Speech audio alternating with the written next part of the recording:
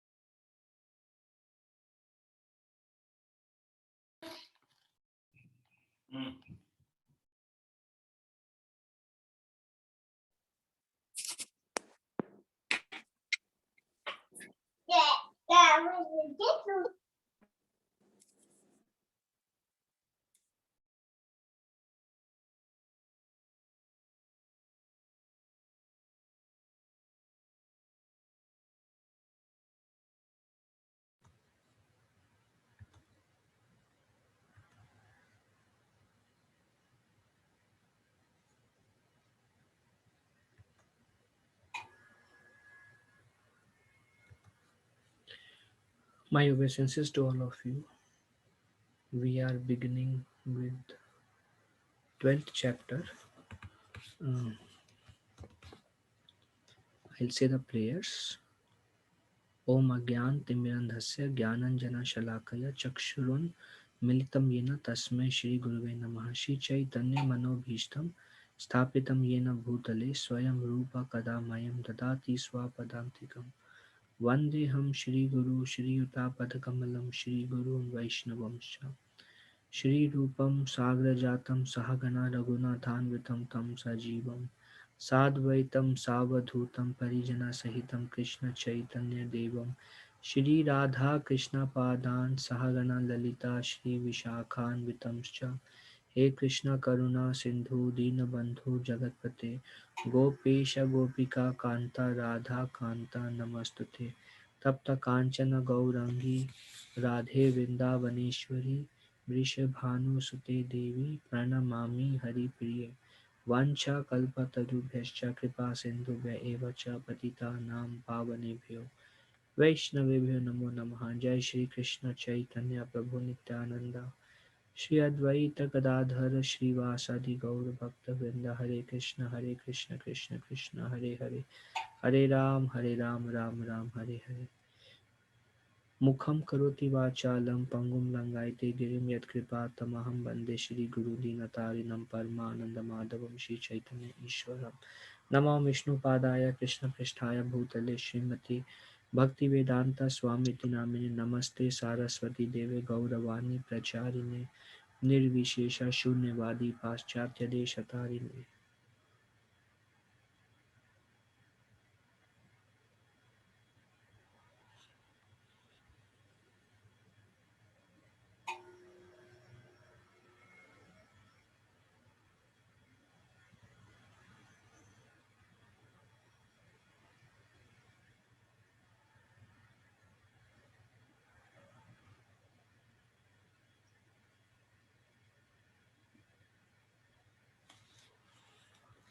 Okay,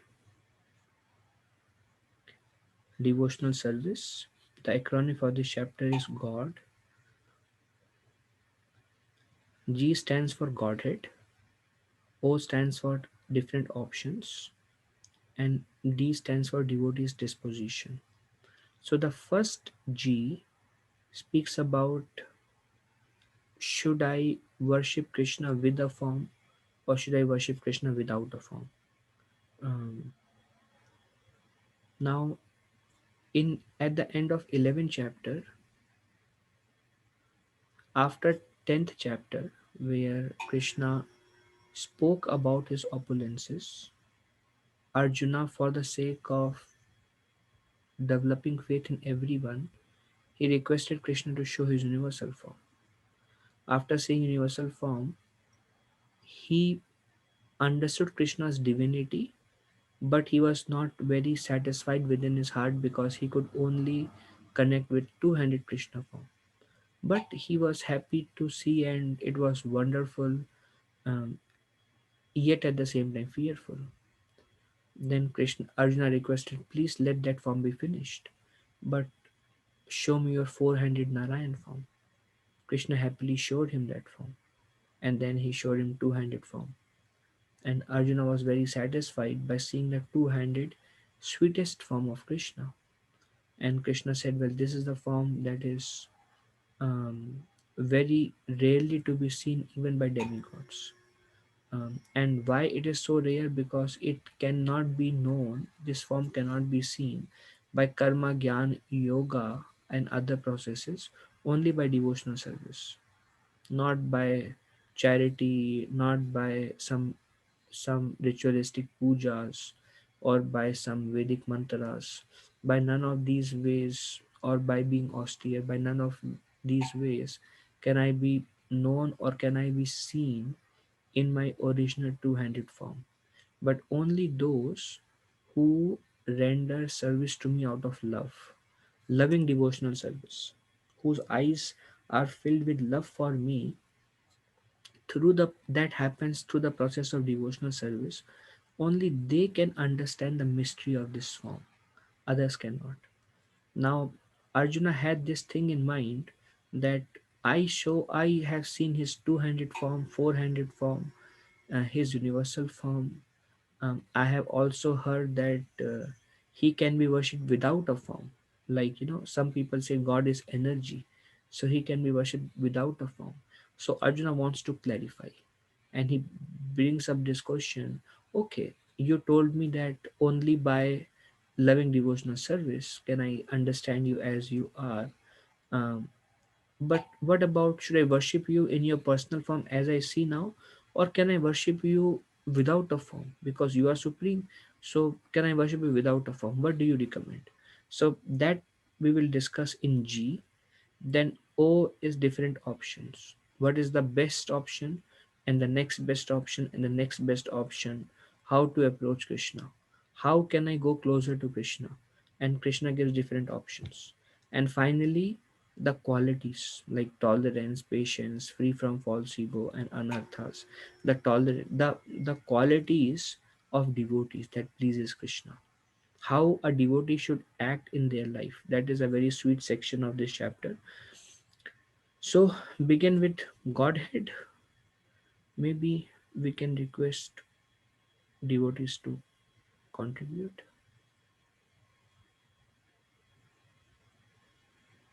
to read. Yes, I can do it. Yes, Ganesh Prabhu. Arjuna inquired, which are considered to be more perfect, those who are always properly engaged in your devotional service, or those who worship the impersonal Brahman, the unmanifested? Mhm. So, Arjuna is telling what is more perfect, which are considered to be more perfect, um, to render devotional service to you, or worship the impersonal Brahman, the unmanifested. Um, okay. Girish Prabhu, read one more. The Supreme Personality of Godhead said, those who fix their minds on my personal form and are always engaged in worshiping me with great and transcendental faith are considered by me to be most perfect. Hmm. So, this is Krishna's opinion. The question was asked, should I worship you as Krishna, two-handed form with a flute, or should I worship you as supreme power without a form?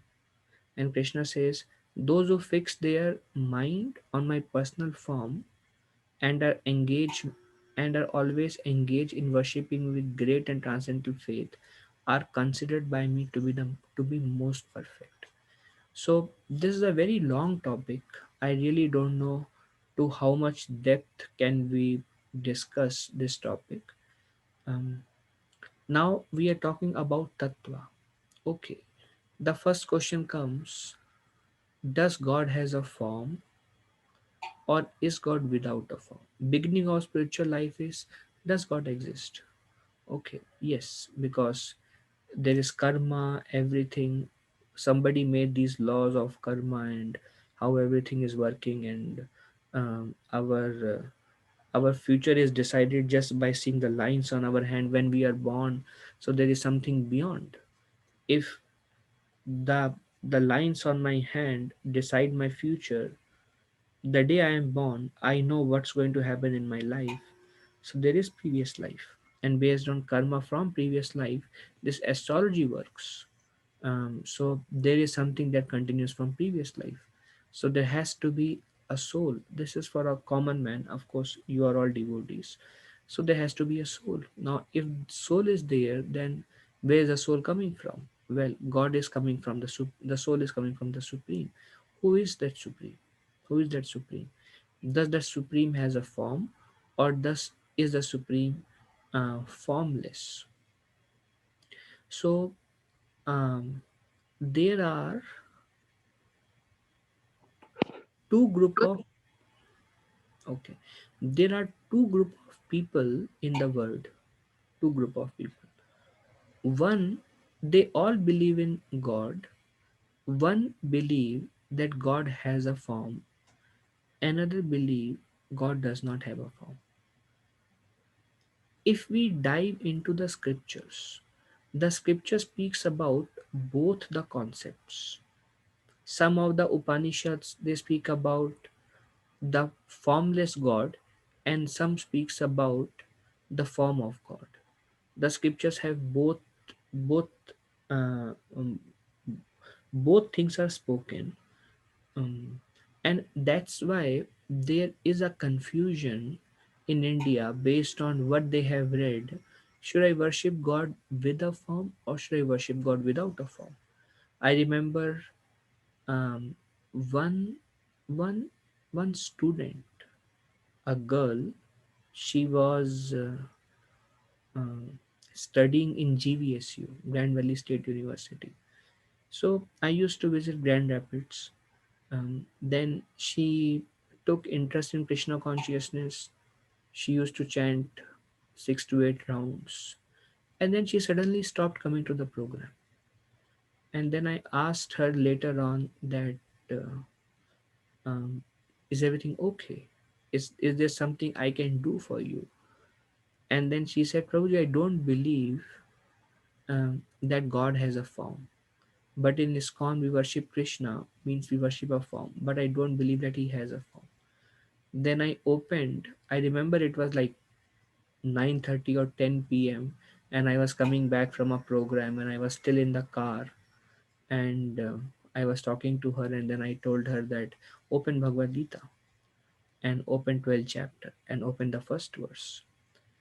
And then Arjuna asked, should I worship you with a form, without a form? And Krishna says, those who worship me as I am in this form are most perfect compared to those who worship me without a form.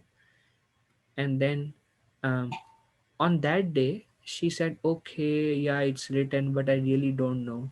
So she ended up with little bit, kind of still little doubt. But then next week she came to the program, and then I said, how are you doing with respect to your doubt? And she said, you showed me Bhagavad Gita, and then I thought about it, and then I was convinced that yeah, God has a form. So if you ask, different people will quote scriptures and say God has a form, and they may quote some different scriptures and say God is without a form also. So what is the truth? Does he has a form, or is he without form? He is both. He is both. So there is a this is philosophical topic, bear with me, but it will help us to get little deeper understanding, Krishna willing. um Shrimad Bhagavatam, which is the advanced study of Bhagavad Gita, there is a verse that says, Vadanti tat tattva vidas tattvam yad jnanam advayam brahmeti paramatmeti bhagwan iti shabdate. So Shrimad Bhagavatam explains that one should worship the Supreme Personality of Godhead by all means, and he can be realized in three features: Brahmeti, Paramatmeti, Bhagwan iti Shabdate.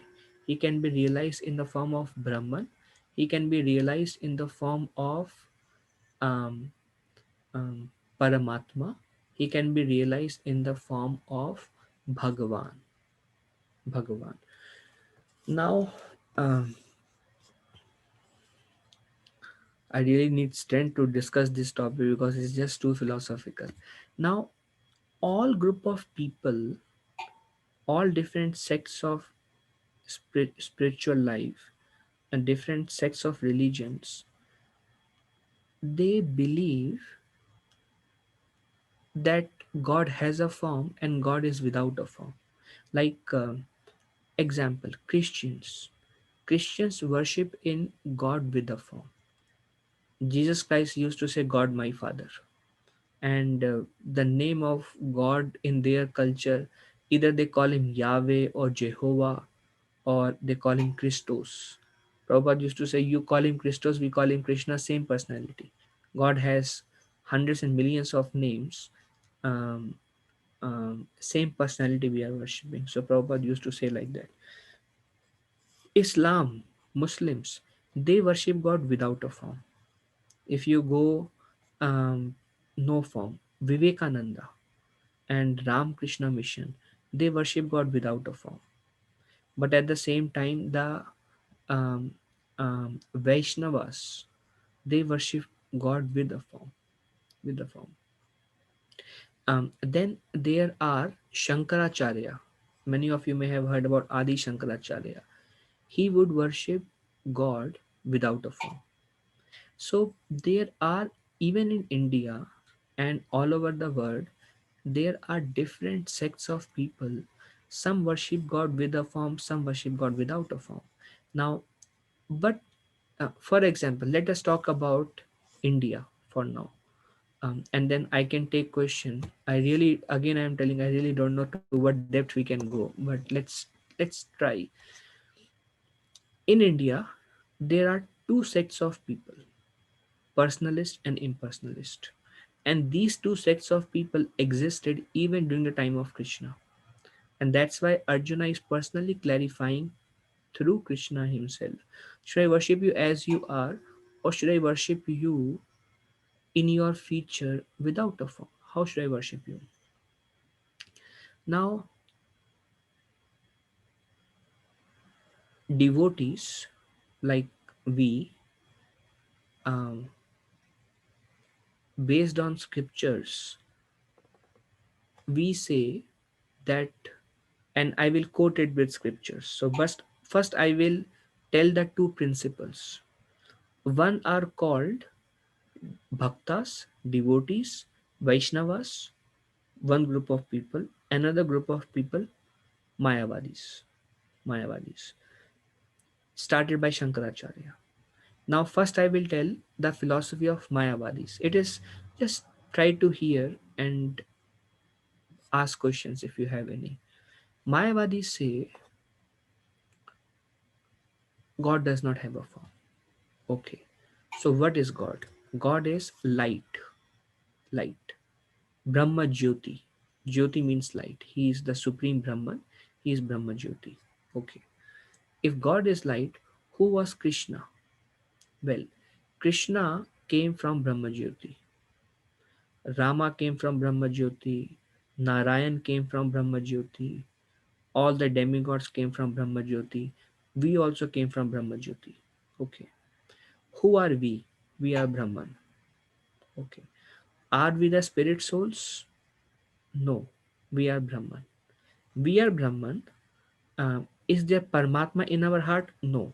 There is no concept of soul or super soul.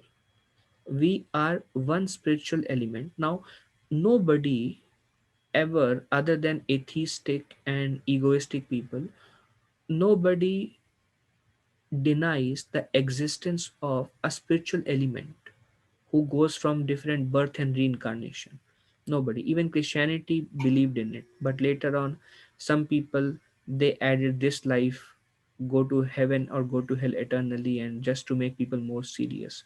But there are proofs of Moses and others quoting that Moses came as this in the next birth. So there are certain instances um, which implies reincarnation. So everybody believes that we are spiritual element. Now, what is that spiritual element? So Shankaracharya, Adi Shankaracharya, Mayavad philosophy, we are Brahman. Brahman. We are covered by Maya. That's why we have forgotten that we are Brahman. Now, the goal is to merge into Brahman. So, God is Brahman. God is without a form. He is Brahman. We are also Brahman. We are part and parcel of Brahman. Once we continue in cycle of birth and death, we have to become desireless, and then once we realize that we are Brahman, then we merge into Brahman. So in a way, there is no concept of soul or super soul. There is only one spiritual entity within us, and we are God. Because Brahman is God, so we are God, and you are God, and everyone is God. We are all God. We just have forgotten. Once we remove, I was recently talking to one yogi, one Western person, and he said, by worship, I will become an incarnation of God. I said, this is not true. And he said, I'm reading a book of Vivekananda, and he is telling that by worshipping God, you will become God. I said, that is not true. And they don't believe in scriptures, so it's difficult to argue with them. I mean, based on scriptures, like we can discuss, okay, this is what Krishna says here, this, and it will make perfect sense. But for them, it's difficult for them to grasp the whole understanding other than simple English they read.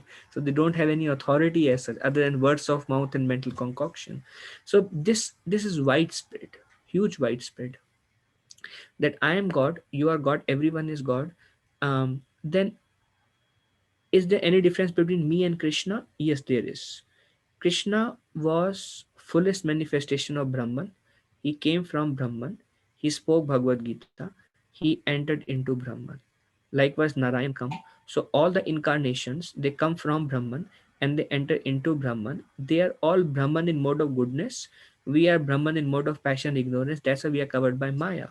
So we have to take shelter of these superior Brahmans. So we have to worship Krishna, or Lord Shiva, or Ganesh, or Vishnu, or Sun God. Okay, is there any difference between these different personalities? There is no difference. There is no difference between Shiva, Krishna, Narayan. They are all Brahman. They are all superior Brahman. We are inferior Brahman. They come from Brahman. They merge into Brahman. We also will merge into Brahman. But we need to worship any of these personalities to step over them and then realize that we are Brahman and we enter into Brahman. There is no eternal existence of any personality. Now, this is called Mayavad philosophy. Mayavadis, they say, you are God, I am God, everybody is God. Now, this Mayavad philosophy. Now, uh, Bhaktas, Vaishnavas, um, Bhagavad Gita, and scriptures. Now, I can quote. Now, there is no scripture that support this philosophy. Nowhere, I mean, Krishna says, um, I am seated in the heart of every living entity as Paramatma. We have Sarvasya Chaham Hridi Sannivishto. I am sitting in the heart of every living entity. For me comes remembrance, knowledge.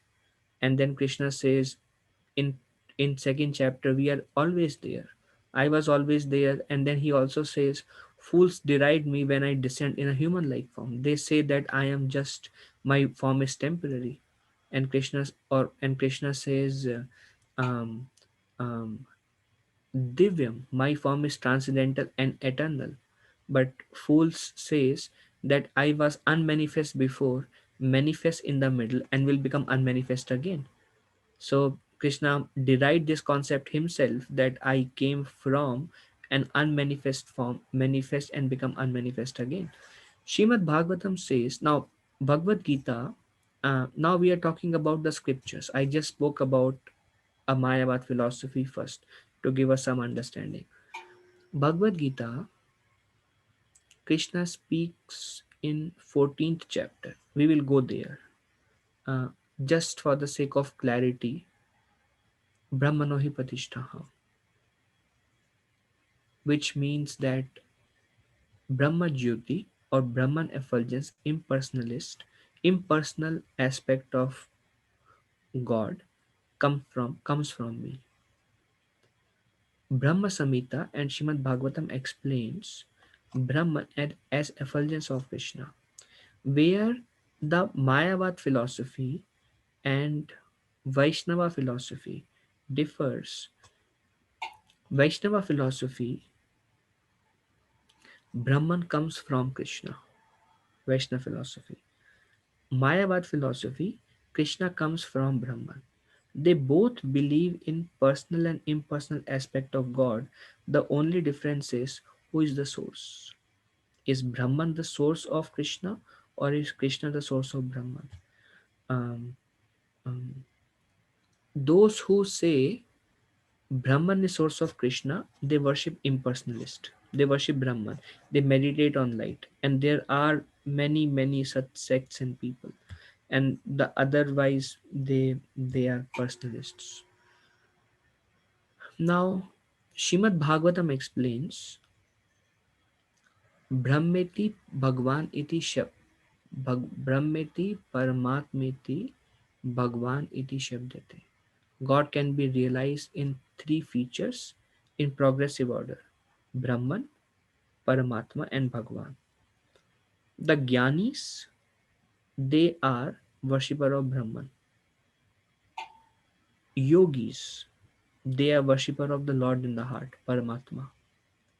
They go to Samadhi and they see the four-handed form of Narayan in the heart. Bhaktas, they directly approach the Bhagwan feature. We render direct devotional service to the Supreme Personality of Godhead by chanting His names, by hearing His glories. Padma Puran explains four bona fide sampradaya. One is uh, Rudra Sampradaya started by Lord Shiva. Sri Sampradaya started by Lord Narayan. Kumar Sampradaya started by four Kumaras who were the four sons of Brahma. Brahma Sampradaya started by Brahma himself. These are Vaishnava Sampradayas. Three of them, they worship Krishna. Brahma Sampradaya worships Krishna. ISKCON comes under Brahma Sampradaya. Brahma Sampradaya worship Krishna. In Brahma wrote a scripture which is called Brahma Samhita. There this verse comes, Ishvara Parama Krishna Sachitananda Vigraha Anadir Adir Govinda Sarva Karana Karanam. Parama Ishwar is Krishna. His body is Sachitananda. His body is not material body. Mayavadis, they say Krishna's body is material. Uh, uh, and when they also read Bhagavad Gita, but when Krishna says surrender unto me, they say surrender unto Brahman within Krishna. Don't surrender unto Krishna because Krishna's body is material, but surrender unto Brahman within Krishna. So that's their interpretation.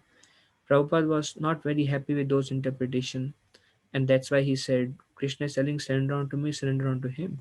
Why do you have to give your own interpretation? Then Krishna says, I offer patram pushpam phalam toyam. In 9th chapter, Krishna says, I offer leaf, flower, fruit, everything. And Shankaracharya, they they comment on it and they say, well, Brahman cannot eat anything because Brahman is impersonal.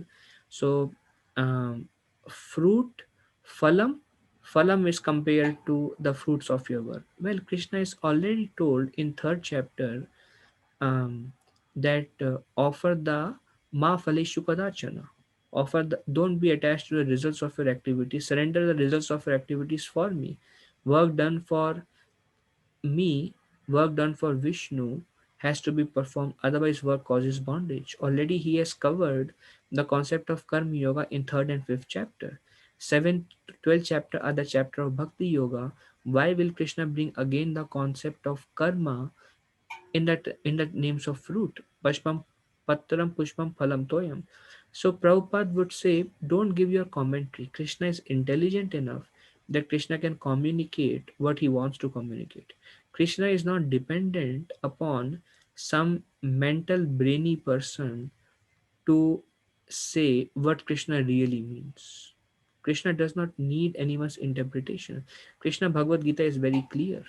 If you just read Bhagavad Gita, there are many versions of Bhagavad Gita.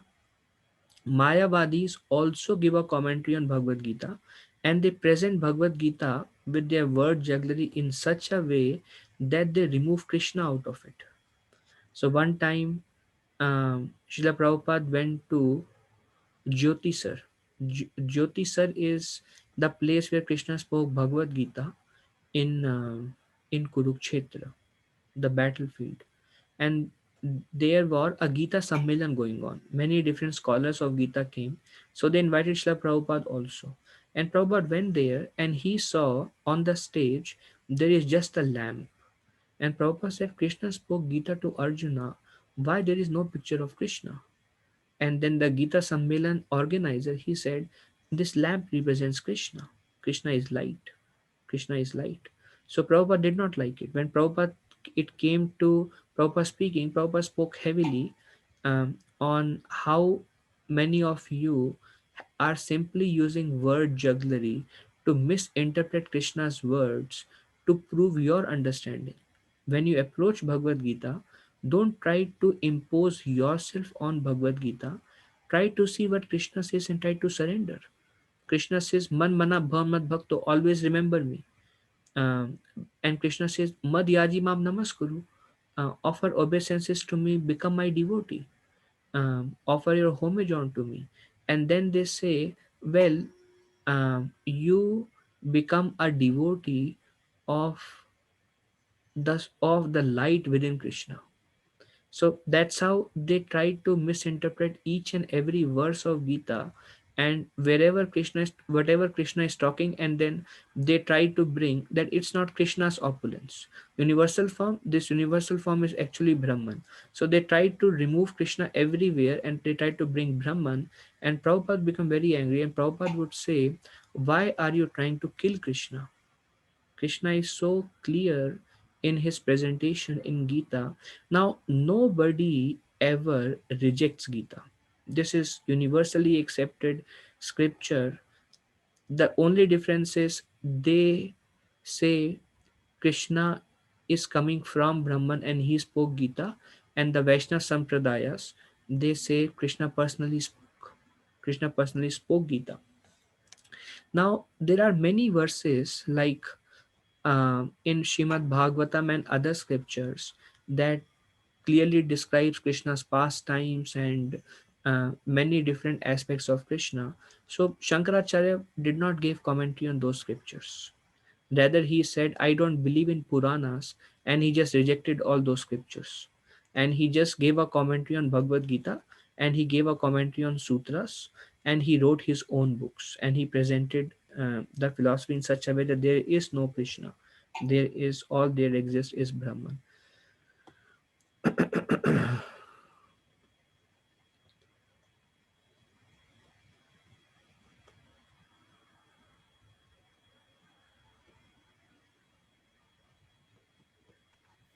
Okay.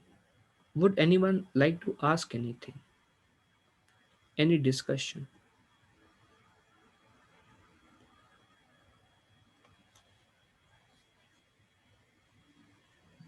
Hare Krishna, Prabhuji. Prabhuji, Anand? the followers of Brahman, those who believe in Brahman, what do they propose about the varieties?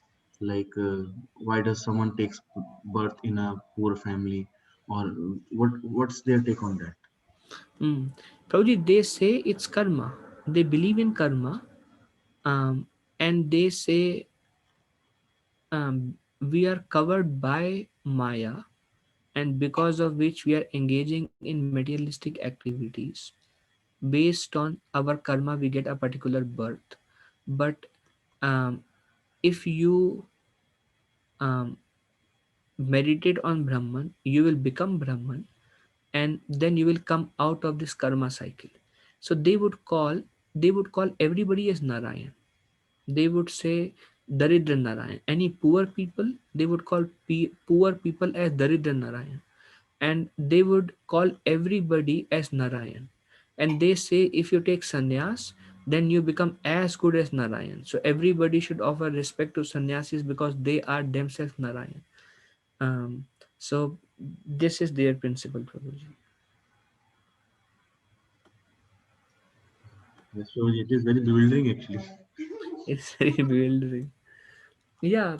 So one thing Prabhupada would say, which these people would not have much to say. Prabhupada would say, "So you are God?" And then he would say, "Yes, we are God."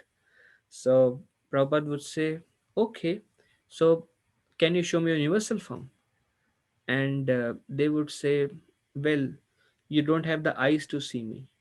And then Prabhupada would say, "Okay, so can you tell me a trusted disciple who has eyes to see you? Has anybody seen your universal form?" And then they would not say anything.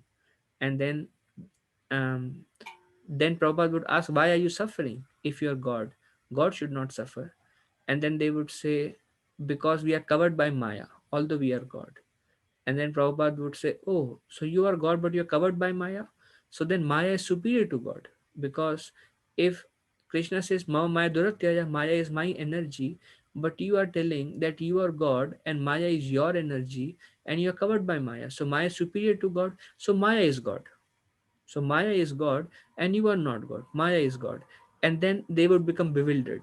So they would use all these word juggleries to give their own interpretation on Gita, on sutras, and some other sections, and they would propagate this in such a way.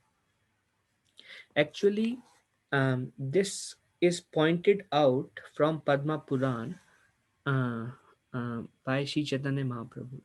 In Padma Puran, there is a verse where Krishna instructs Lord Shiva. Actually, the story behind, now one may ask, Shankaracharya is Lord Shiva. Then Lord Shiva, it is described in Srimad Bhagavatam as Vaishnavanam Yatha Shambhu. He is the best among all the Vaishnavas. Then why would a Vaishnava like Lord Shiva come in the form of Adi Shankaracharya and propagate Mayavad philosophy? Um, so this is written in Padma Puran. Actually, it is described that anybody who worships the Supreme Personality of Godhead, his sins are removed. We saw the story of Ajamil.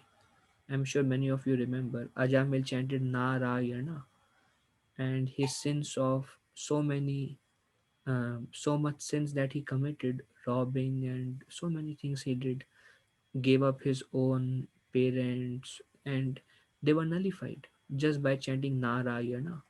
So it is the names of the Lord are glorified uh, as a means to remove all the sins. So before Shankaracharya came and before Buddha came, these are very philosophical topics. Before Shankaracharya and Buddha came, everybody was a devotee of Narayan. There was no other temple there. Um, the kings were the devotee of Narayan, like Yudhishthir Maharaj, devotee of Krishna. The whole praja would worship Krishna. Ambarish Maharaj, Prahlad Maharaj, Dhruv Maharaj, and um, the scriptures are filled with examples of kings. We don't see any common man. We see only we see only kings in Shrimad Bhagavatam who were great devotees of the Lord. Krishna himself said, "I spoke this knowledge of Gita to Sun God, Vivaswan, and Sun God gave it to his son Ikshvaku, who gave it to Manu." So we see the disciplic succession is royal succession because Krishna says, whatever great personality does, common man follows. So when the kings are devotees, naturally everybody will be a devotee. Just like we see Narendra Modi being a devotee of Krishna and a devotee of Bhagavad Gita. Wherever he would go, he would speak about Krishna and he would give Bhagavad Gita. And he would stop cow killing and he would stop illicit activities. So because the king, when they are devotees, they'll propagate their devotion. So um, now, of course, um, I'm not sure the complete understanding of Narendra Modi with respect to Gita, although he himself is a propagator of Gita. I'm not very sure. But these previous kings are greatest devotees, pure devotees of the Lord. So it is described in Srimad Bhagavatam during the time of Maharaj Ambarish, everybody would worship the deities of Narayan. So there is no question about it. So what happened as Kali Yuga progressed? Yudhishthira Maharaj mentions in Srimad Bhagavatam that people started becoming greedy, started fighting over small financial matters, and becoming angry, becoming proud. So Yudhishthira Maharaj understood that Kali Yuga has begun because these symptoms were unheard of during the time of Maharaj Yudhishthir. In fact, Maharaj Parikshit encountered Kali personified, and Kali said, I surrender to you. Kali personified said to Maharaj Parikshit, I surrender to you. Give me a place where I should stay. And Maharaj Parikshit said, you can stay where people eat flesh, where people drink intoxication, where people have illicit relationship, where people gamble. And Kali personified said, there is no such place like that. Give me another place where I can stay. And Parikshit Maharaj said, okay, you can stay in gold. But now the world is filled with such places. All over the world, there are such places, especially in America. Drinking and eating an illicit relationship with other women, it's their daily lifestyle, it's their daily activities. They don't know what to eat if they don't eat flesh. So that's the progression of Kali, which was unheard of during the time of Maharaj Ambarish and Maharaj Parikshit and Yudhishthira Maharaj just 5,000 years back. These activities were unheard of. Everybody was a devotee of Narayan. So as Kali Yuga progressed, people ill motive increased. They were trying to steal, kill, rob, and different all we think of an sinful activity they were doing. At the same time, they were chanting the names of Narayana and they were going to temples. So when it was time for punishment, Lord demigods would go and approach Lord Vishnu and they would pray to Lord Vishnu, um, please save us from these demons. And Lord Vishnu will release a Sudarshan Chakra to kill these great demons. And Sudarshan Chakra would would go and would come back without killing them. Why? They wear Kanthimala. All the demoniac people, they wear Kanthimala. They have tilak on their forehead and they are worshipping Narayan. At the same time, they are committing abominable activities. So whatever sins they were doing, those were getting counteracted by the worship of Narayan. So now there is a problem. The demigods, when this comes in Padma Puran, the whole story of how Lord Shiva came to spread Mayavad philosophy. So these demigods went to Narayan and they said, do something. Otherwise, Kali Yuga is progressing. People are becoming more and more abominable and sinful. At the same time, they are worshipping you. The world is in an unstable situation. They should be punished for who they are. So Lord Vishnu instructed Lord Shiva and he said, well, you go and you have to stop my worship because Kali Yuga has to begin. You have to stop my worship. Um, so you tell them that there is no need to worship Narayan. There is no need to worship me because they are God. They are God. So you spread an atheistic philosophy that there is no God because they themselves are God, a Mayavad philosophy. So with that intention, Lord Shiva came in the form of Adi Shankaracharya, very powerful personality. But there is, Sri Chaitanya Mahaprabhu used to say, there is nothing wrong with Lord Shiva or what Lord Shiva did because he was instructed. It was his service to his beloved Lord. He was instructed, and there was a divine purpose behind doing what it was doing. But now, the philosophy he gave although Lord Shiva is perfectly pure, that's why Lord Shiva himself said at the end of his life, he gave a hint and he told all the people, Bhaja Govinda, Bhaja Govinda, Bhaja Govinda Mudmati, or foolish people worship Govinda. This is spoken by Shankaracharya. And then he would glorify Jagannatha. Jagannatha Swami Nayana Patagami Bhava Tumhe Jai Jagannath, Jai Jagannath. All these are songs written by Adi Shankaracharya. Himself, he practiced great devotion. He exhibited occasionally, but at the same time, the philosophy he gave was there is no need to worship, so that the intelligent people will understand and the atheistic people will be bewildered, because atheistic people are very egoistic, so they want to become manager and then become senior manager, become CEO. Everybody wants to become bigger and bigger and bigger and bigger and bigger. Nobody wants to become a servant. So if you tell these people actually you can become god, so that's Prabhupada says, like, last snare of Maya, that's the highest attack of Maya. Why are you trying to become CEO of a small company? What is the size of a company compared to earth planet? You become god and you rule the whole world, you are god. And those who are very egoistic, it really appeals to them that, yeah, I want to become god, yeah, I will become god. So how do I become god? Well, there is Mayavad philosophy. You meditate on Brahman and you become god. Ramapad Maharaj one time was asked, what is the destination of such people who worship Brahman in to become god? And his answer was, they go to hell. Ramapad Maharaj says they go to hell because they are offenders.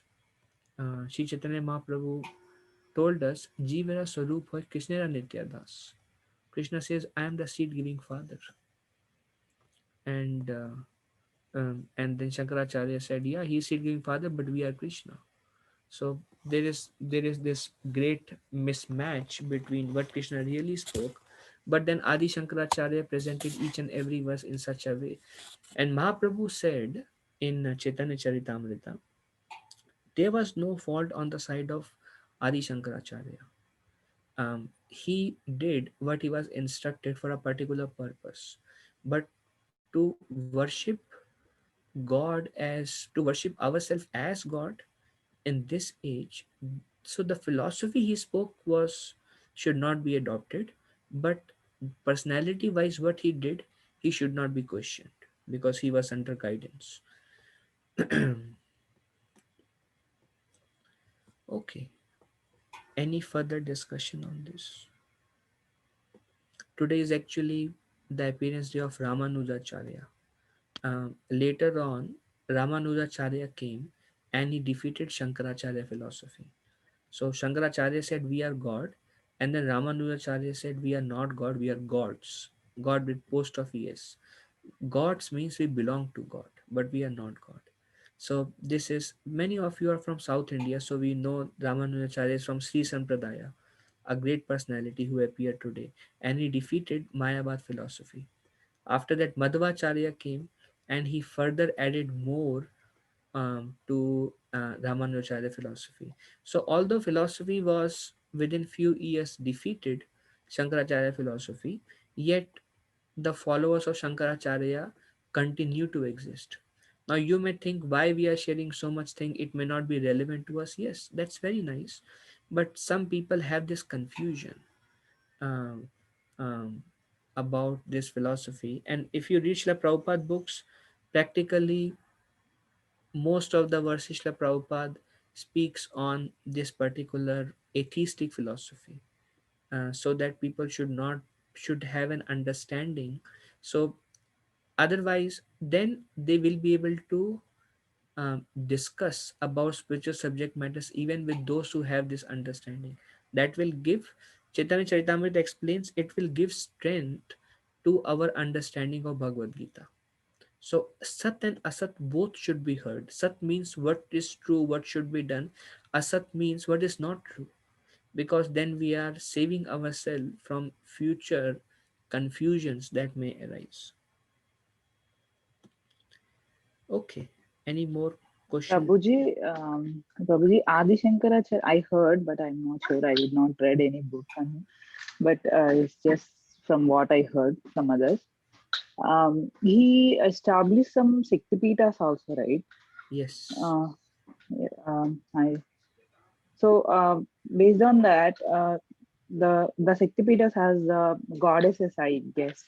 Yes. So yeah, that those goddesses has a form, right? Whatever he established. Yeah. Yeah. So what Shankaracharya said, he said all gods are same.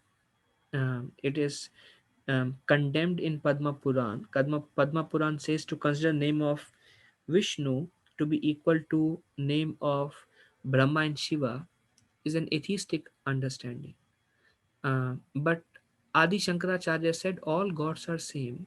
So, but Krishna says that you now very clearly Krishna here says, fix your mind on my personal form, and it is higher than fixing mind on my impersonal form.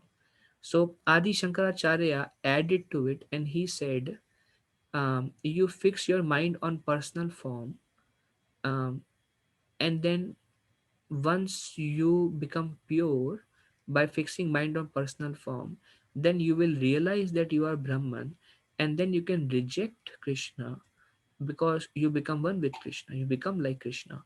Then you can reject Krishna. But because we are contaminated, we have to take shelter of um, higher forms of Brahman. And then he would say there is no difference. So he established Panchupasana. Panchupasana means you can worship Durga, you can worship Shiva, you can worship Sun God, you can worship Narayan, or you can worship Ganesh. So after that, because Shankaracharya philosophy is very widespread, after that Durga started getting worshipped, and all these five kinds of temple were established because Shankaracharya said there is no difference between them. They are all same. So you choose your god. You choose which god you like and you worship them. This philosophy is prevalent practically in every town and village in India where they say that they are all God and God is one and they are all same. So I can worship anyone. And I will go to the same destination. Krishna clearly refutes this philosophy where he says, I think he will, yeah, in 14th chapter he says that we will come there. He says worshippers, no, he says worshippers of demigods go to demigods, worshipper of me come to my abode, and worshipper of ghost take birth among the ghost. So Krishna clearly refuted that.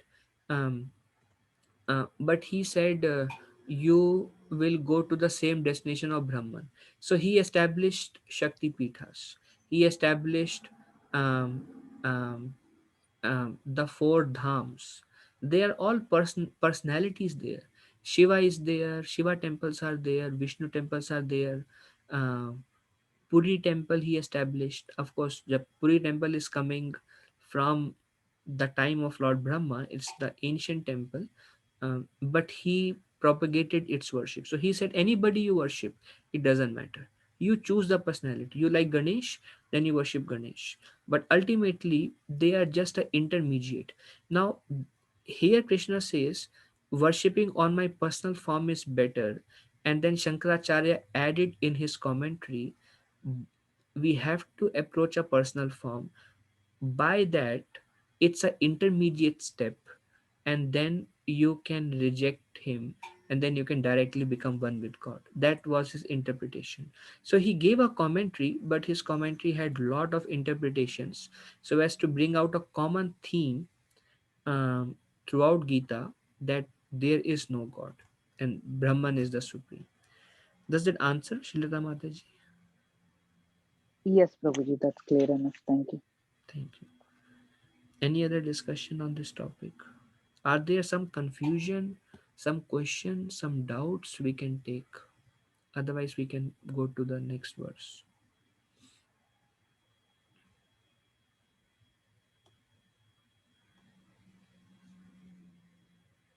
Okay, so let's proceed.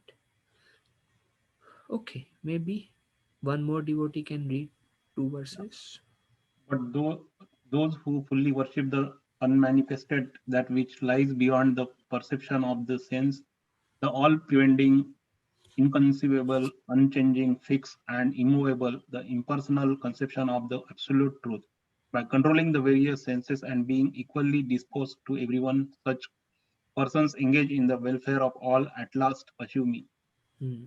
So here Krishna says, those who worship me in the unmanifested form. Krishna is very clear. Krishna said, if you want to worship me through Brahman, at last you will also come to me.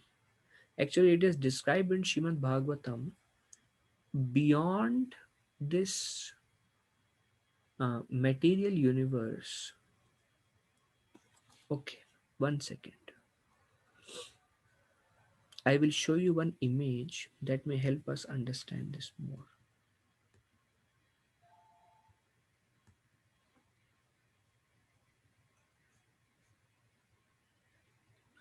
Yeah, I have it.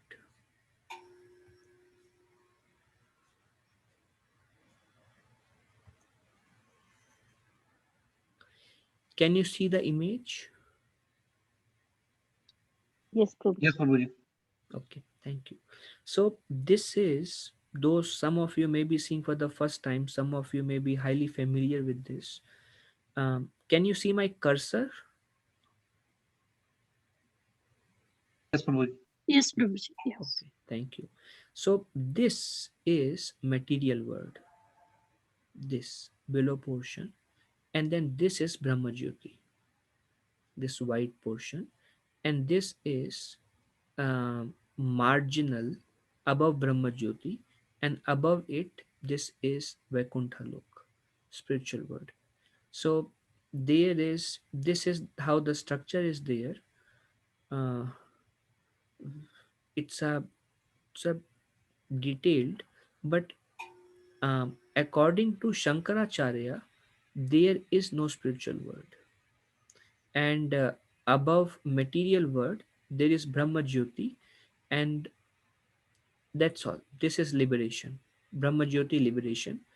um, and you go there, and then you float. Like if you ask Ramakrishna mission, then they say, although the name is Ram Krishna, but they say you go to Brahma Jyoti, and then you float in Brahma Jyoti for eternity, and you just stay there. But what do we do there?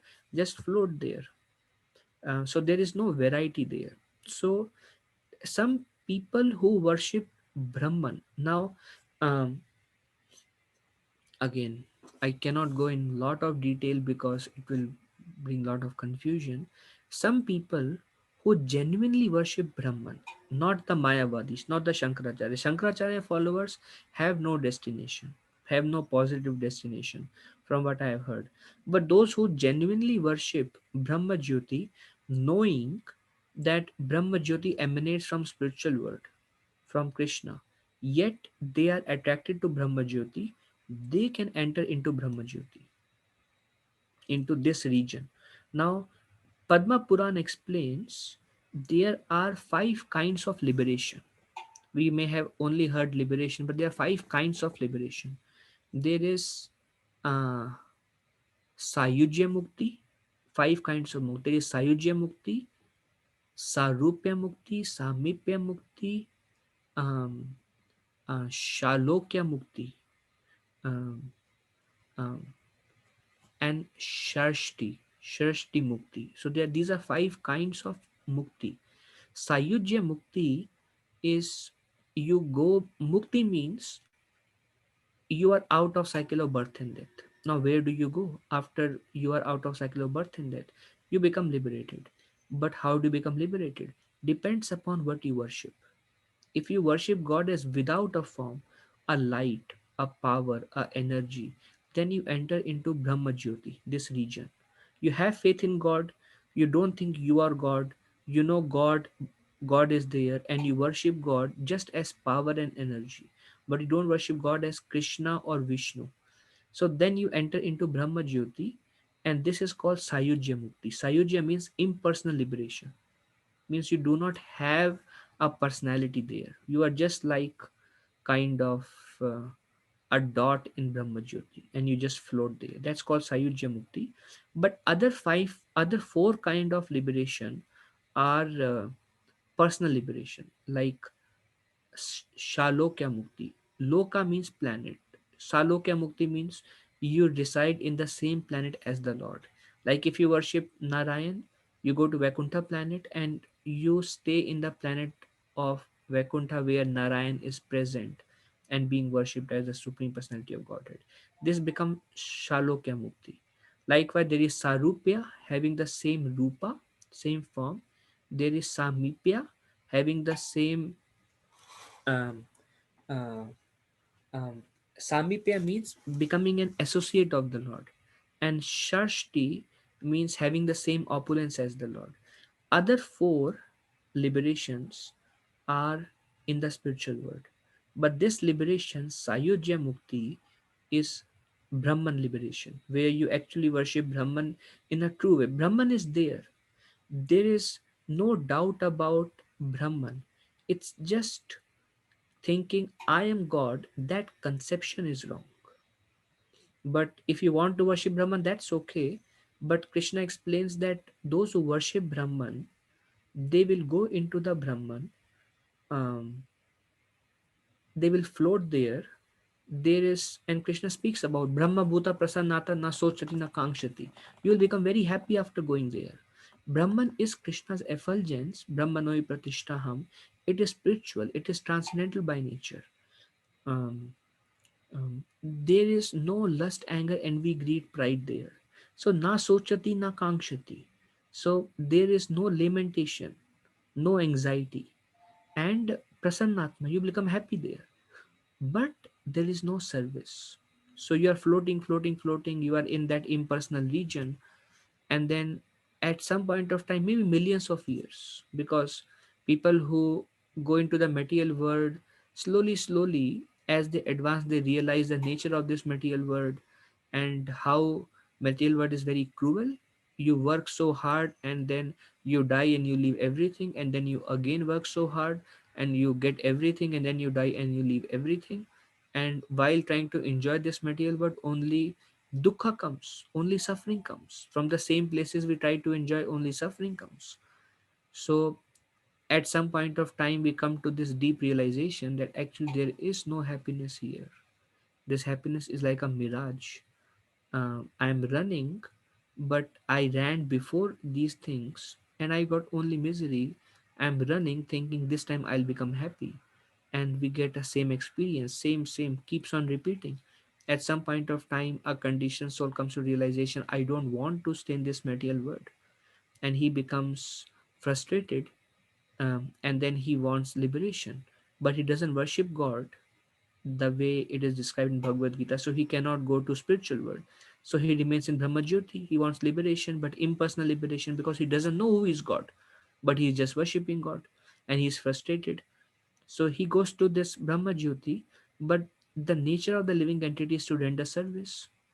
So after millions of years, maybe, or I don't know how long, depends upon whenever that desire comes. Although no lust, anger, envy, greed, ego, at some point of time he thinks, I want to do some service, I want to do something. What am I doing here? Desire is the cause of fall down. When one he thinks that, he again takes birth in a material world, and then he takes birth in the mode of goodness, because his previous birth was liberated platform. So he gets a body, still a liberated platform, but then he start engaging in material activities like opening hospitals, opening schools, doing lot of charity and many such things, because he has a long cherished desire, I want to serve. But because these are material activities, he again becomes entangled. At some point of time, because he was liberated, it is described in Atma Rama verse in Srimad Bhagavatam. Liberated souls are attracted to Krishna's pastimes, Krishna's name. So at some point of time, one has to meet a devotee. Without meeting a devotee, spiritual life doesn't begin. So he hears maybe kirtan of the holy name, or he hears katha, glories of the Lord, and he becomes attracted. Because Krishna is transcendental personality, right now we are not liberated souls. I'm talking about myself. but we like to hear about Krishna because Krishna is all attractive. Once we become liberated, to the extent we become purified, to that extent our attraction for Krishna will further increase. On a fully liberated platform, we are highly attracted to Krishna. Krishna is all attractive. So these people who come down, if by good fortune, Chaitanya Charitamrita explains, Brahmanda Brahmite Kono Bhagavan Jeev Guru Krishna Prasade Pai Bhakti Lata Beach. If by great fortune we come across devotees of the Lord, then our heart starts getting attracted towards the Supreme Lord, towards His name, towards His Katha, towards His Kirtans, everything. And then one becomes a devotee. So Krishna says, at last, if someone worships Brahman, Krishna says that's great also, because at least he will be out of cycle of birth and death. He'll be out of misery, and that's also me. It's my effulgence. Krishna's effulgence, so it's not material, it's internal only. It's his internal potency. So that's great. But Krishna also says in the next verse, we will go there, that the path is troublesome. It is very difficult to make progress in the path of Brahman, but it is very easy if you directly come to me. And at last you will achieve me also. So there is this Brahma Jyoti, and below Brahma Jyoti is this material world where Lord Vishnu resides, and from his pores all the universes emanates. And not going in detail of um, this chart, that was not the focus, but just where Brahma Jyoti is, and these are Vaikuntha planets. Above Vaikuntha planet, there is Ayodhya planet, above there is Dwarka, above there is Mathura, and on the top there is this Goloka Vrindavan um, uh, planet.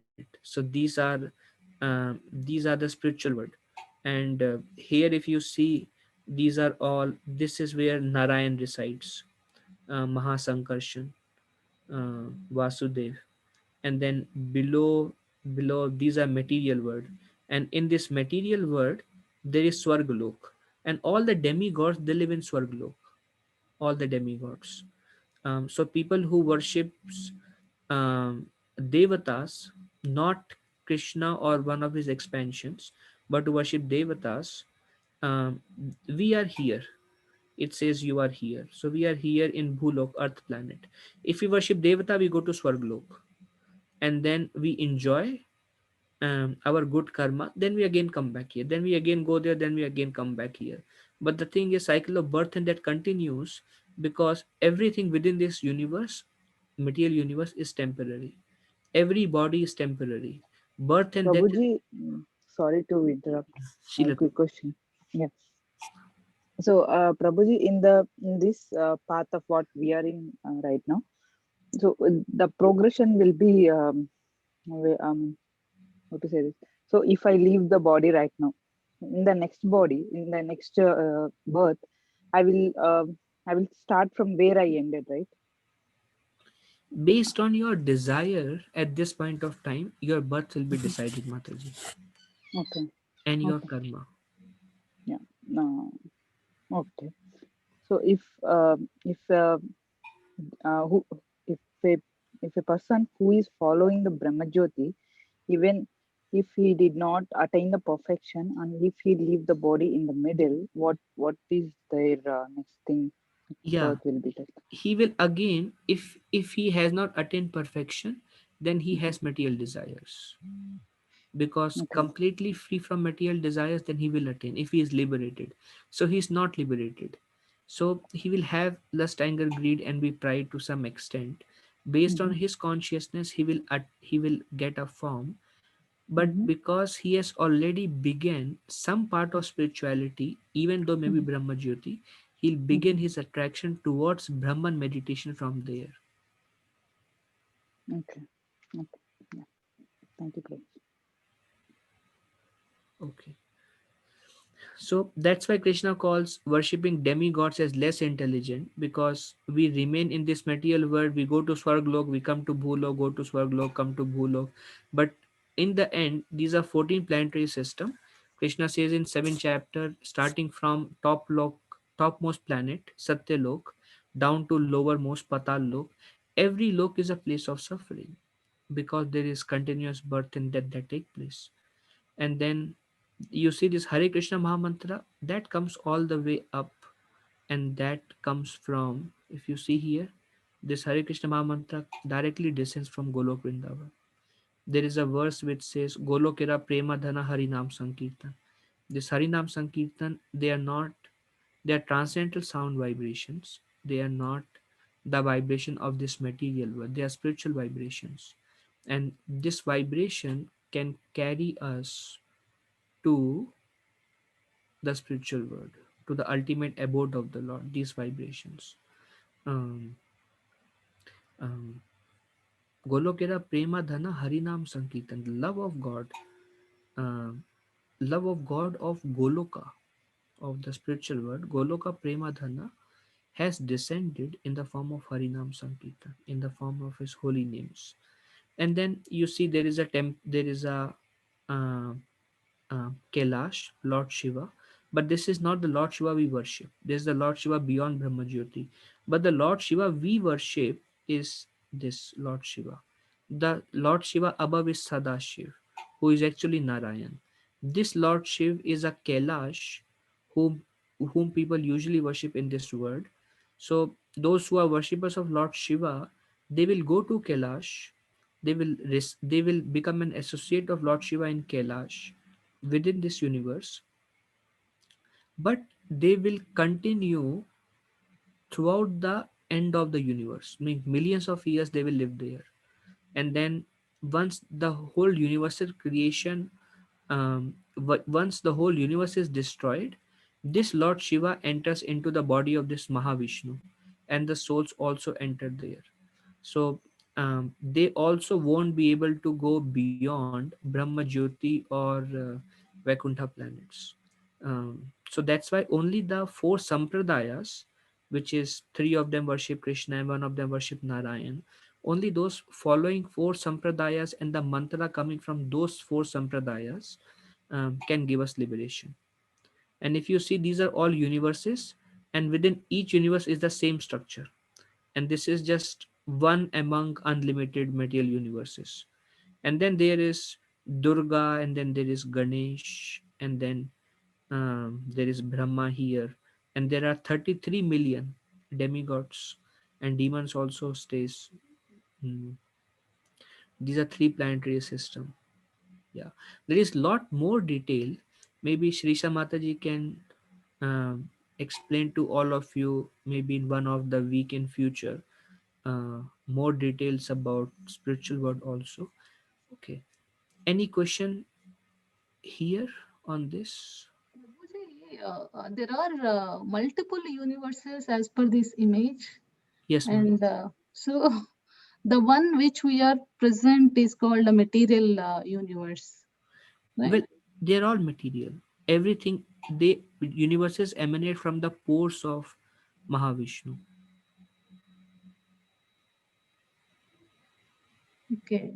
So in those universes, no, it's all spiritual universes. I mean, visualized universes not in existence. We are in the universe in which Earth is there. We're all present, right? The other universes, I mean, how they can be visualized? Mata, you're It's talking all about in a spiritual the, world. you're talking about material world or spiritual world? So, as per my understanding, we are living in the material universe, one universe, Yes. right? Yes. Above that, I can see there is a river where Narayana is little, yeah. Yes. Some Viraja river. What is that Viraja river? Well, Viraja river is a spiritual water. There is a story. Um, this water emanates from Lord Narayan himself. This is not a material water that we drink or that we deal with. So the Lord resides within this Viraja river, and he breathes. And from his breathing, universes comes out. There is a whole detail of creation, Srimad Bhagavatam, and um, from Lord's glance, Lord Shiva manifests, and he takes place within each universe. So there are millions of universes, and each millions of universes have their individual Brahmas, and each millions of universes has their individual Shivas, and each universes have their individual Durgas. So every universe, and this Vishnu, Mahavishnu, personally expands and enter into each universe also. So within each universe, there is a creator, there is a destroyer, there is a maintainer. They are called Guna avatars of Krishna. So there are millions of such avatars expanded into each of these universes. There is life in each of these universes. Does Yeah. this give clarity, Radha Mataji? Yeah, Prabhuji. So, okay, I understand what you're saying. So, the universe which all of us are present is called material universe, right? I Yes. mean, the other universes are spiritual universes, which Yes. we can't. Are there anybody living in those universes? What is the difference of those universe? Is it Yeah. all spiritual? Visualization, not really existing, something like that. Because I'm dumb of all these Prabhuji, so I'm trying to understand. What is the source of truth? For the image, right? There is a Madhurya Dhama. There are Yes. Brahma Jyoti. How we have derived this kind of hierarchy? Well, here are the Okay. verses. Brahma Sorry Samhita. to ask, Prabhuji. These are very, daunting questions after looking at the image. Yeah. Mataji, you see Brahma Samhita verse 13, Brahma Samhita verse 14. Right. So these are the scriptural references, and this is the verse what it says. This Mahavishnu is celebrated within the word of Maya by the name Narayan. The water of causal ocean has emanated from this eternal Purusha. He is Bhagavan. So speaking how from Narayan comes Sankarshan, Paramvyoma. These are complex, but this whole picture is not a visual construct of a man, but they are from scriptures presented in a pictorial form for us to understand. And if you see here, then this about from Vishnu's navel contain the collective bodily conception of all living entities. The four-handed Brahma, who is knower of the four Vedas, was manifested from this lotus. So it says from the navel of Lord Vishnu, Brahma emanated. He had four-headed. And after hearing this divine message, Brahmaji engaged in austerities in order to please Govinda Krishna, the Lord of Shvetadweep, who is situated in Golok Vrindavan. So he performed austerities, he worshipped Krishna, Brahma, and that's why we have Brahma Sampradaya who worship Krishna. And he was given knowledge through Saraswati, which emanated from the flute of Krishna. So these are all very technical, but at the same time, this picture helps us to understand. Now, if your question is, does anybody lives in the spiritual world? Well, Prabhupada says three-fourth of the people never fall down. They're always in spiritual world. One-fourth of the people, they fall down to material universe.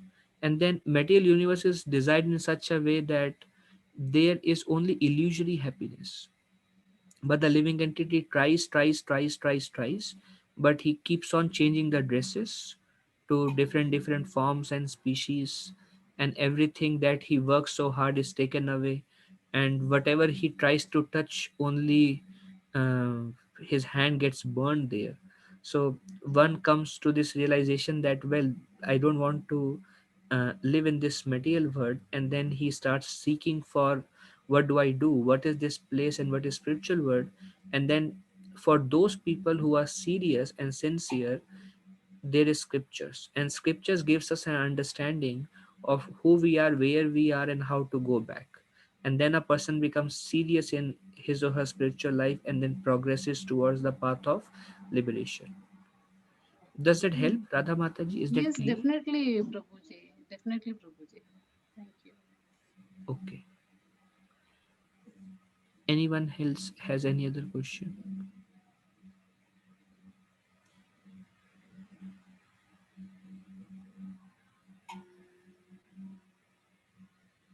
Okay. So we covered uh, only 3 verses today, and we will finish this conception of um, personal and impersonal next week, and then we can go to different options that Krishna speaks. What do I do now? How? What is the goal? And how do I progress in my spiritual life? So I think I would like to end here. If no one has any questions, my obeisances to all of you. वंशकल्पतरुभ्यश्च कृपासिन्धुभ्य एव च पतितानां पावनेभ्यो वैष्णवेभ्यो नमो नमः. अनंत कोटि वैष्णव वृंद की जय, श्रील प्रभुपाद की जय. Thank you very much. धन्यवाद प्रणाम. हरे कृष्ण. Hare Krishna. Oh. हरे कृष्ण.